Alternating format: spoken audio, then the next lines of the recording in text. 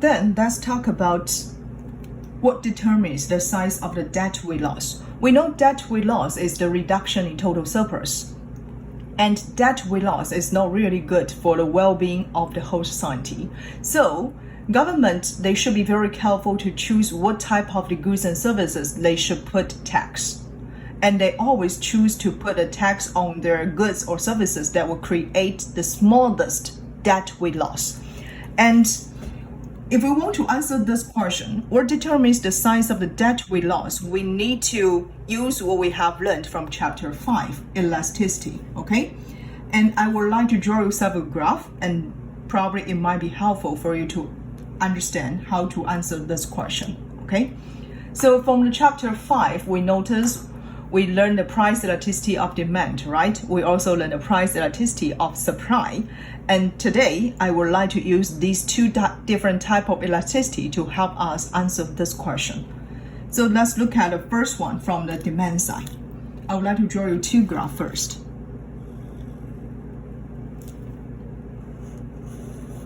So this is the quantity, and this is the price, okay? And I would like to draw one of the demand curve is like this. And this is our supply curve, okay?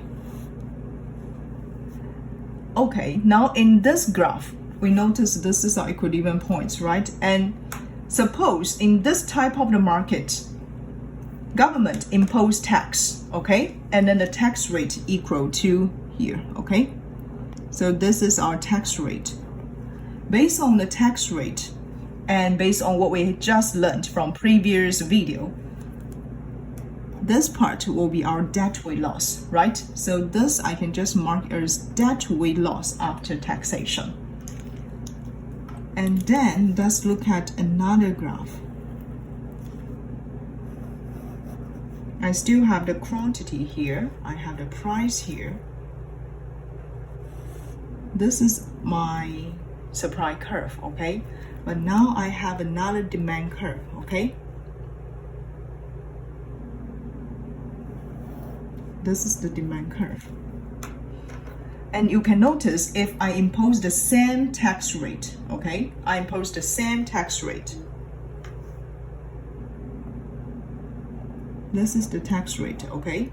And we assume these two tax rates are the same. And which area will represent for the debt we lost? It should be this triangle, right?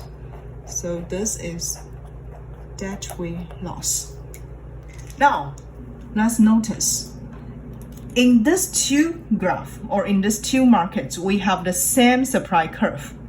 The only difference will be the demand curve is totally different. Because in the first graph, I will just mark the first graph here, okay? In the first graph, we notice the demand curve is so steep. And in the second graph, you can notice now the demand curve here is relatively flatter, right? And I would like to say in first graph, okay, the demand curve, and I mark it as D1, and then in the second graph, I mark it as D2, okay? So I will notice D1 is steeper. D1 is steep, which means this is a relative inelastic demand, right?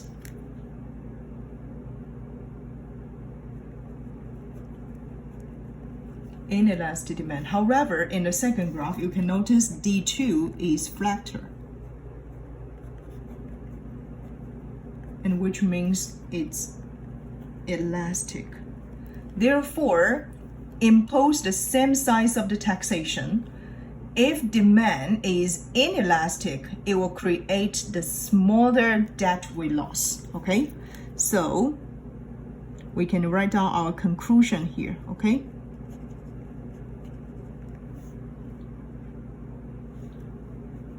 If demand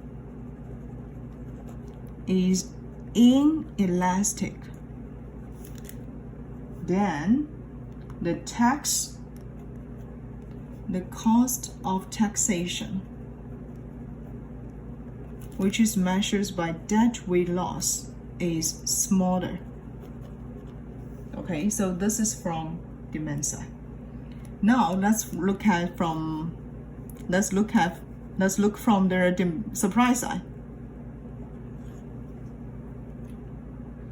So from the supply side,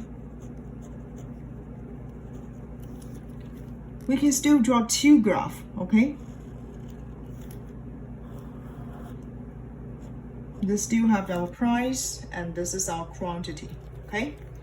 And we have, this is our demand curve. I would like to draw the first type of the supply curve.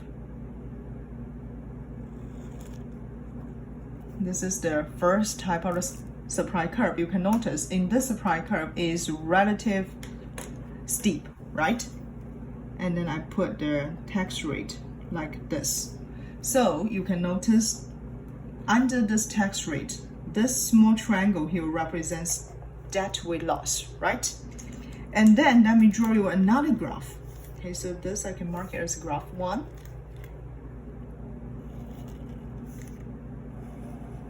This is Q, this is the price. This is still the demand curve, but now in this graph, I will have the supply curve like this, okay?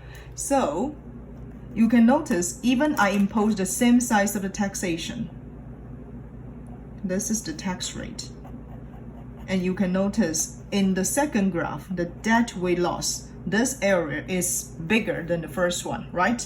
Then we can write out the similar conclusion, okay? So supply curve 1 is steep, which means the price elasticity of supply is inelastic in this type of the product. However, the supply curve in our second graph is flatter, okay? Always says flat, which means the price elasticity of supply in this type of the markets is elastic, and which will create a larger debt weight loss if in this market, right? So the conclusion I'll write it down here is if supply is inelastic, like the first graph, steep, then the cost of taxation, which is measured by debt weight loss, will be smaller.